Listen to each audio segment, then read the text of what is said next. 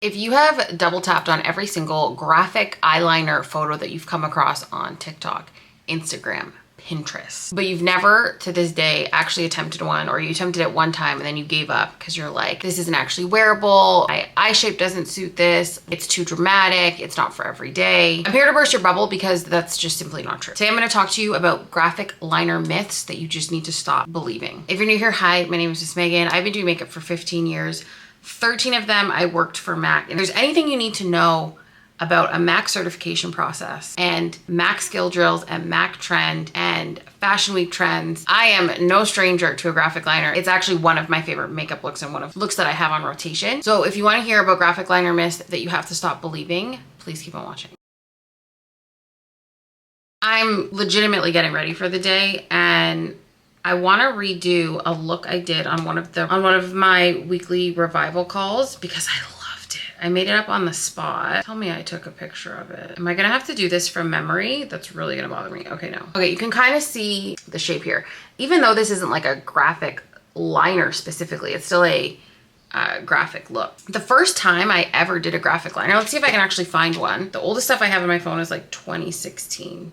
Okay, this was actually not related, but this I used liquid lipstick for. I really liked that. This is 2017. This was I was going to a Lady Gaga concert. You might think that that looks good, but I knew like there's inconsistencies in the sizing of it, in the shaping of it, how it's made for my eye. So since then I've perfected this, and not only perfected it, but I've also like made it my own. This is one of my favorite, liner looks too, right? So you learn about kind of standard graphic liner shapes, then you understand the structure of them, and then you can start to customize things to you. I'm gonna go in with 24-hour eye base, obviously. So the first like myth that you have to stop believing about graphic liner, that detailed work is like purely from talent as opposed to repetition and practice. The first liner look that you ever did, your first winged liner, probably garbage. Probably, even if you were like kind of good. Mine, oh my God, my sister would be howling right now if I can find this photo. This is it. As I'm scrolling, this was a graphic liner I did on camera. And she was in the show Gotham. This was for our red carpet. I love when somebody wants a graphic liner. Oh my God, as I'm scrolling through my phone, here's me and Patrick Starr. Oh, I really liked this. Sorry. This is another graphic liner I did. I was really into that. Very Beetlejuice energy. This one I don't think I ever posted anywhere, but I did like 2 types of wing liner that was like wrapped within itself. I'm gonna have to insert it. But like your liners start out somewhere. That was my first liner to one, I don't know, 5 or 6 years later. I'm just using the Shape and Shade palette today. So you don't just like get good at liner without trying. Like anything, practice makes perfect. And as long as you're practicing correctly, meaning you're looking for the mistakes, you're looking for where you need to improve, where things need to change, that's when it's going to happen for you. And understanding that it's a progress versus a like, you don't just like get good at winged liner and then stop. You just consistently get good.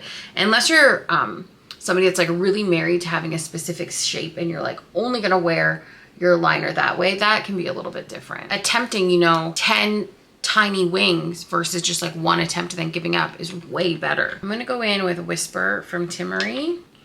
And then the other thing too, I talk about this a lot on the revival, is that one of the best skills that you can kind of learn is how to fix makeup or know. And it kind of starts with like your attitude about it, right? Like if there is a little mistake, you don't need to wipe it off. Like there could be ways to, maybe you have to elongate it a little bit more, maybe you have to lift it a little bit more, maybe you have to darken it a little bit more. But giving up just because it looks perfect without actually attempting some type of like artistry, like actually using makeup to make it look better, is where a lot of people are stuck. To build my liner, I'm going to use the black Onyx pencil from Melt. And I'm going to go pretty chunky. And I love like small detail brushes to help with blending the liner. So like your pencil brushes, your smudger brushes. I'm gonna make a little chunk right here.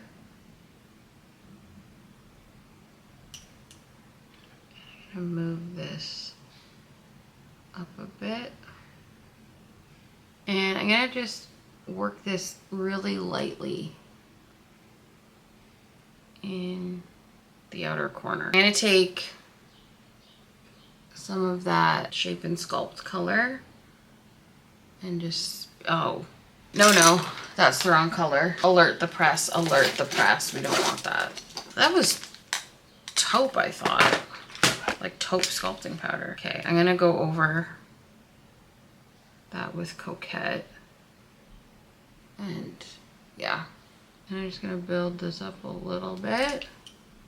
Personally, I like to build with pencils more so than shadows. And I'm gonna just connect this a smidge. I'm just gonna do like this chunky kind of outer bit.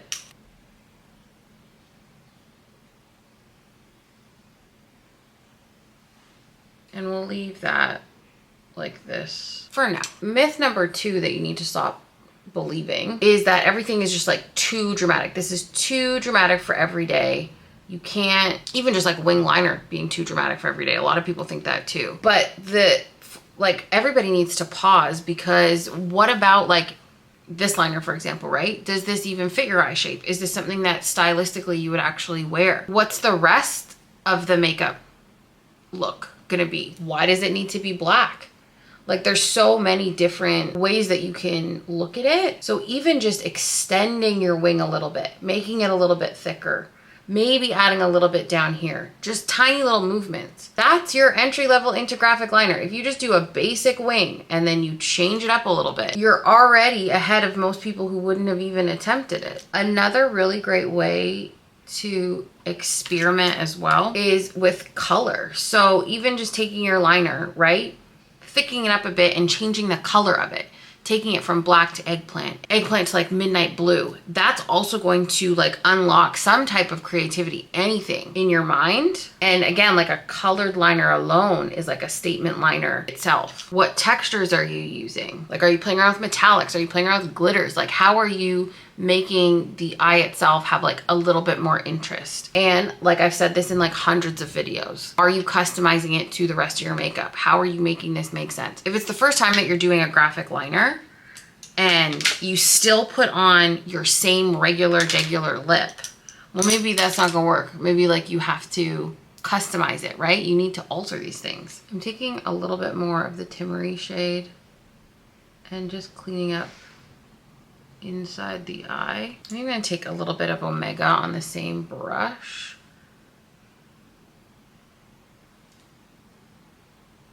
This needs to be pulled out a little bit. I'm gonna introduce Print and I guess Cork mixed together just to create a little bit more of the shape that I want. And then I'm gonna stamp Carbon. I just think that anybody can genuinely attempt anything. And you have to listen to who is telling you this information of what you can and cannot do. Because it's people that just they themselves don't know how to do makeup. Like how and why are you listening to them about what you should be doing? We're gonna make this chunkier right in here. And I want this to really blend into nothing. So I'm gonna leave it like this. And I had like a heavier inner corner. I'm gonna be going to the gym later. Would I wear a dark inner corner there? Absolutely yes. But do I want to? I'm going to utilize the whole shape of this pencil brush to add on a little bit more. Oh, by the way, if all of this sounds interesting to you and you want to learn a little bit more about makeup, make sure you hit the link in my description and join my Skool community. I have a free makeup platform that talks about all things makeup. So if that sounds like something up your alley, make sure you hit the link in my description and join for free. Let's get into secret number 3. If there's any group of people who think that they can't do eyeshadow, well, hold your hand, clutch your pearls. It's hooded eyes. I think hooded eyes are some of the best eyes to work on. I just love how the shadow reads. I love how you can wrap stuff around the eye. I love that you can play with light in the middle of the eye. I love that you can have actually sometimes like a quite dramatic look that isn't as loud. Like if I wrapped black around my eye, it's a loud look because my eyes are big. When your eye's a little bit smaller and you're playing with that, I just think it looks really great. It's giving kind of like oil blot. Ooh, you know what? I'm gonna take a little bit of that Timmery shade. I'm gonna layer it on top, my favorite, underneath. It's gonna look sweaty. I like that. Let me show you. Sweaty. A hooded eye is just the feature of the eye. It is not a barrier. It is not trying to make your life harder. And again, everything has like a customized shape for it. So like doing a Batwing style eyeliner with more lift and it comes across more, which is actually my favorite for like my kind of eye shape too. That's your liner. Another really great one is floating liner that hovers above. I'm just gonna tightline a bit. This is another thing, I'm gonna hold your hand, is there's been so many, like I've directed people before to like examples of floating liner looks and people will look at it and be like, I don't know how to do that. Like, I don't get it. And it's because you're still looking at the photo expecting it to like give you the answer. The liner is floating above the crease. So you have to find your crease and then put the liner above so it's floating, right? And again, even if you attempted it without doing that and you didn't like it, you don't just remove it. You have to look at what's wrong and then figure out where to go from there. And the cool thing is that like floating liner creates lid space because you're telling it that there's all this space between like your lash line and where that floating liner is. So it is kind of like an optical illusion. That's what's really cool about graphic liner. In that look, I did have Love Cloud. It was under my brow. I don't know if I'm feeling that today. We're gonna try it in different spots. How would it look right? Oh no, that's too purple, too purple, too purple, too purple in there. I don't want that, I don't want that, I don't want that. Let's see if I can get rid of that to a degree. It's gonna be like a hint of it. Okay, so we have to match our mistakes. More of that whisper color. I prefer my graphic liners to actually not have color in it. I shouldn't have done anything. Okay, so let's balance it out then. So let's just then pop a little here. So now a little bit more balanced. It's fine. I'm gonna leave it like this before I get carried away. And also, I really don't know where it started, but saying that if you have like a smaller eye, you can't tightline your eye or wrap stuff around your eye, you absolutely 100% positively can. I've seen it. I actually had a whole class on like working with liner that way. And when it's blended out properly, keyword there, when your liner is blended properly to suit your shape, even when it's wrapped around, you can actually accentuate like your actual eye shape. And it's not that it's necessarily always closing it down. This is MacStack Elevated. I'm gonna put lashes with this today, I believe. And like the cool thing about graphic liners too is that they're impactful, right? I find them, once you can actually execute the technique, they're actually like a low effort makeup because you just need the line itself most times. Low effort, high impact. And again, if you're listening to me and you're like, oh my God, but like you have to be good at it. Well, guess what? You're gonna get good at it. And then it's not going to be as scary and then you're not gonna care anymore. This is Extended Play. Am I regretting the purple? Kind of, because I wasn't really in a purple mood. We're gonna leave it. I almost like it with no lashes, but we're just gonna go with it. I'm gonna make the inside more black so the eye look is like a little bit more intense. That's the other thing too for like graphic liners. Do you want the edges straight? Do you want them blurry? Do you want them uneven? Like there's so many little tweaks you can make. This is making my eyes look really close together. I'm gonna have to clean that up. Do you want it to still look pretty at the end? Do you want it to look grungy? So many options. I'm gonna try and take down some of the inside. I can also wait till the lash is on because the lash is gonna open the eye a little bit more. I did the best I could. I think I see where it is. I'm gonna sharpen in here. Oh, that sounded very Canadian. That's fine.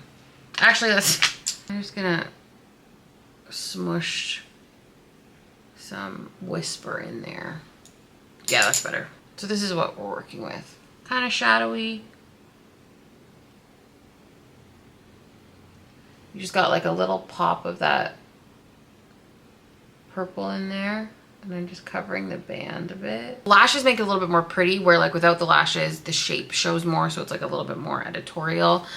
I like it. I liked both. Thank you guys so much for watching. I hope that you enjoyed this video. Let me know if you are finally going to attempt a graphic liner or just change something about your liner the next time you go to do it. If you haven't already, make sure you subscribe and turn on post notifications so you never miss a post. Follow me on TikTok and Instagram, all under the same name, at Miss Megan Robinson. If you want to level up your makeup game, make sure that you join my free Skool community. It is linked in my description. You're going to be amongst a ton of like-minded individuals who just want to be better at their makeup and finally just understand like what you're actually doing with your makeup and stop just buying so much product trying to perfect your routine. Don't be late for school, and until then, I'll see you next time. Bye.